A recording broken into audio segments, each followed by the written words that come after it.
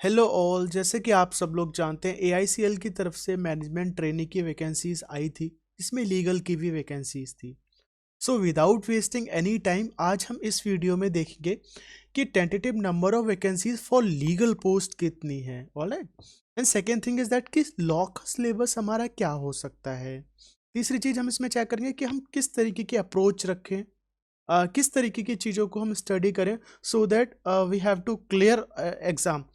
चौथी चीज़ हम चेक करेंगे इसमें कि एग्ज़ाम को क्लियर करने के लिए अभी जो 30 डेज बचे हैं उनकी रिमेनिंग स्ट्रैटेजी क्या होनी चाहिए। ओके, सो विदाउट स्किप किए हुए इस वीडियो को पूरा देखें शुरू से लेकर एंड तक। सो नेक्स्ट सिलेबस की बात करें तो पार्ट 1 में हम लोग देखते हैं कि मोस्ट ऑफ द जितने भी आईबीपीएस के एग्ज़ाम्स होते हैं या अदर एग्ज़ाम्स होते हैं जो बैंकिंग लॉ या इंश्योरेंस से रिलेटेड होते हैं, वहाँ पर कुछ पोर्शन हमारा लॉ का ऐसा होता है जो लगभग सेम होता है।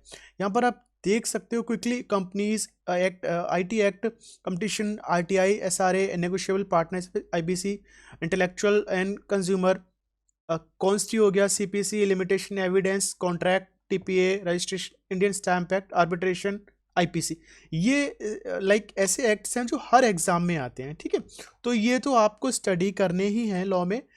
मोस्ट ऑफ द अगर हम देखें जो हमारा पोर्शन होगा 50% एटलीस्ट इन एक्ट से ही आएगा, और बहुत डीप में नहीं जाना है, फैक्चुअल ज़्यादा देखेंगे आप लोग इसमें। नेक्स्ट अगर हम पार्ट 2 की बात करें तो पार्ट 2 में स्पेसिफिकली यहाँ पर मैं बोलूँगा इंश्योरेंस से रिलेटेड जो भी लॉज हैं वो आ सकते हैं, जैसे कि जनरल इंश्योरेंस कंपनीज एक्ट हो गया, उनका आ सकता है। And insurance act very important, I would say कि इससे क्वेश्चंस आने ही आने। एडा एक्ट से क्वेश्चंस आने आने। एडा की रेगुलेशंस भी आप लोग रीड करेंगे। फॉर एग्जांपल वहाँ पर एक्चुरियल की रेगुलेशंस हैं, उनके अपार्टमेंट से रिलेटेड वो देखेंगे। तो आई वुड से कि आप रेगुलेशन को अच्छे से एक बार देख लें।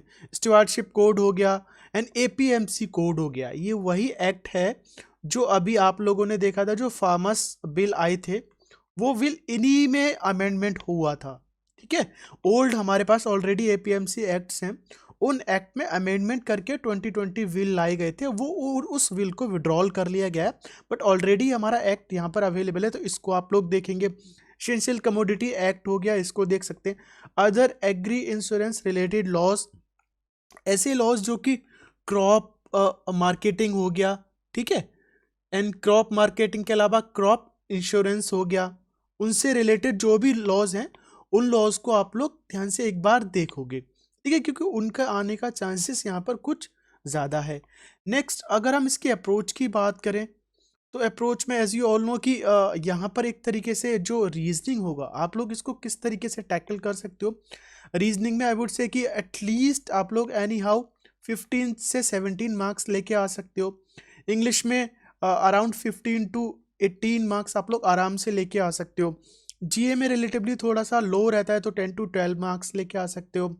अगर हम क्वांट की बात करें तो क्वांट में 10 टू 15 आ सकते हैं, बिकॉज क्वांट में क्या होगा, कंप्यूटर के भी 10 एटलीस्ट 10 क्वेश्चंस तो होते ही हैं जहाँ पर क्वांट मिक्स होता है वहाँ पर।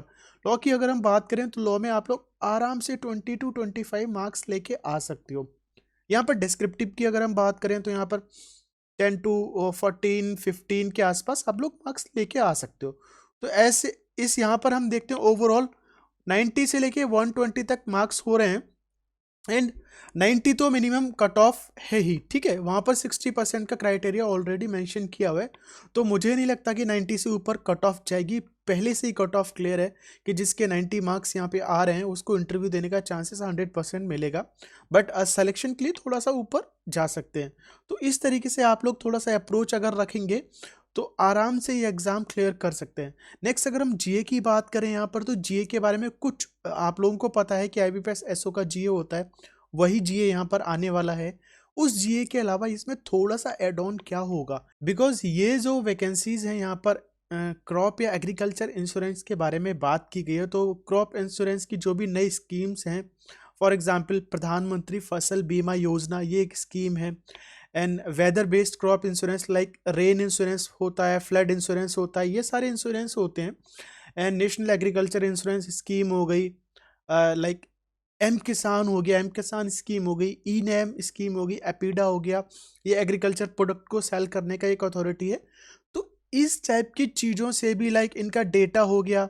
ठीक है, या इनमें कितना मनी एलोकेट हुआ है, मनी एलोकेशन कितना हो गया, वो थोड़ा सा जीए में।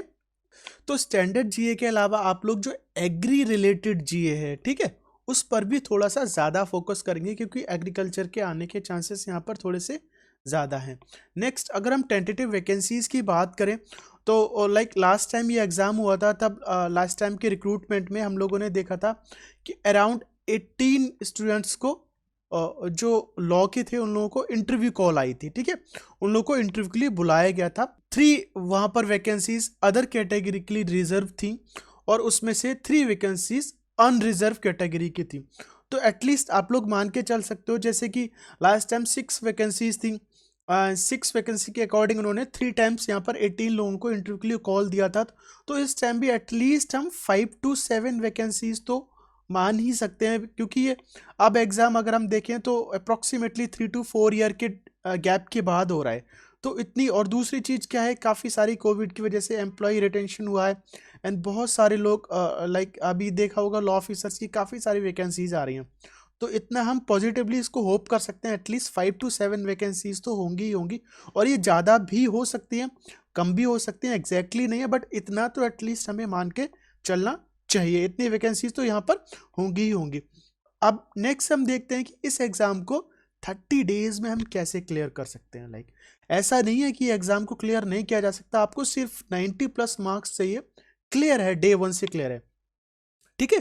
तो यहाँ पर सबसे मेन चीज़ आपको जीए में क्या फोकस रखना है, जीए में क्या याद रखना है, जो एग्री रिलेटेड स्कीम्स हैं उनका डेटा, और लाइक उनकी फॉर एग्जांपल प्रधानमंत्री फसल बीमा योजना में 2021 में कितना मनी एलोकेट किया गया है, ठीक है। अगर रीजनिंग की बात करें तो रीजनिंग में आप लोग एक चीज़ जरूर मेंटेन करेंगे, एक्यूरेसी, बिकॉज अगर आप लोगों ने 15 क्वेश्चंस भी अटेम्प्ट किए हो और आपको पता है 100% एक्यूरेसी मेरी रहने वाली है, तो आप डैम श्योर हो जाते हो कि मैं 100 क्वेश्चंस अटेम्प्ट करके आया हूँ, मेरा सिलेक्शन हो जाएगा, मुझे इंटरव्यू कॉल जरूर आ जाएगी।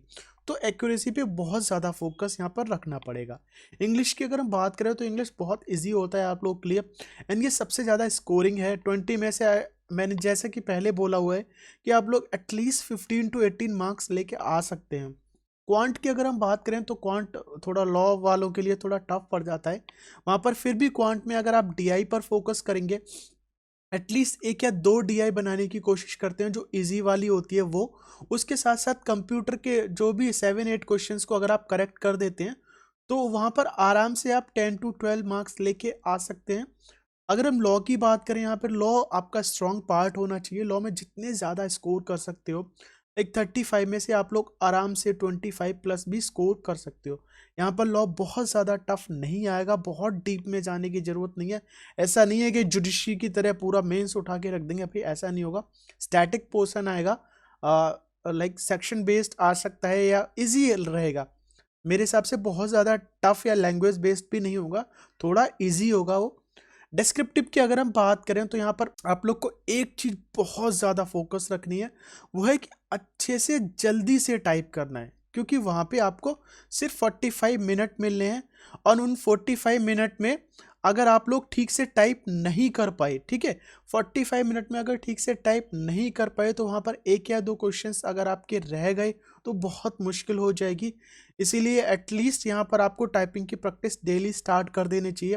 और ऐसे लिखने से पहले आप लोग एक काम जरूर करेंगे कि एक रफ आइडिया जरूर बना लेंगे, एक शीट पे, वहाँ पे आपको जो रफ शीट मिलेगी उस पर एक रफ आइडिया बना लेंगे, उसके बाद ही ऐसे टाइप करना स्टार्ट करेंगे। ऐसे और कंप्रेशन में दोनों में इस चीज़ों को ध्यान रखना है। और अगर हम डिस्क्रिप्टिव की बात करें तो वहाँ पे आप लोग एग्री स्कीम्स हो गई या इंश्योरेंस हो गई, इनसे रिलेटेड ऐसे पर ज़्यादा फोकस करेंगे। लाइक अभी जो कोई स्कीम चल रही हो उसमें कोई चेंजिंग हुआ हो, उससे रिलेटेड अगर कोई आर्टिकल आता है न्यूज़पेपर में, या एग्री इंश्योरेंस से रिलेटेड कोई ऐसे होता है, तो उसको आप कोशिश करेंगे कि रीड करो और अच्छे से एक बनाने की कोशिश करो। एटलीस्ट एक ऐसे इन 2 चीज़ पे आप लोग पहले से तैयार करके जाएंगे। हो सकता है अगर आपको लाइक फसल बीमा पे ना आके कोई क्रॉप पे आ जाए या सीड पे आ जाए, इन पे इंश्योरेंस आ जाए, तो वो कंटेंट एक जैसा ही होगा। तो एटलीस्ट एग्री स्कीम और इंश्योरेंस पर आप लोग ऐसे को तैयार करके जरूर जाएंगे, ठीक है। तो ये था ये कंप्लीट वीडियो। आप लोग को आइडिया लग गया होगा। अब आप लोग अच्छे से प्रिपरेशन स्टार्ट कर दीजिए। अगर कोई डाउट या कोई क्वेश्चन आता है या किसी और चीज़ की नीड हो तो प्लीज़ आप लोग यहाँ पर कमेंट सेक्शन में मुझे बता सकते हैं। मैं कोशिश करूँगा उस चीज़ को एज सुन एज पॉसिबल उसको फुलफिल करने की। Okay, thank you so much, thank you for watching this video.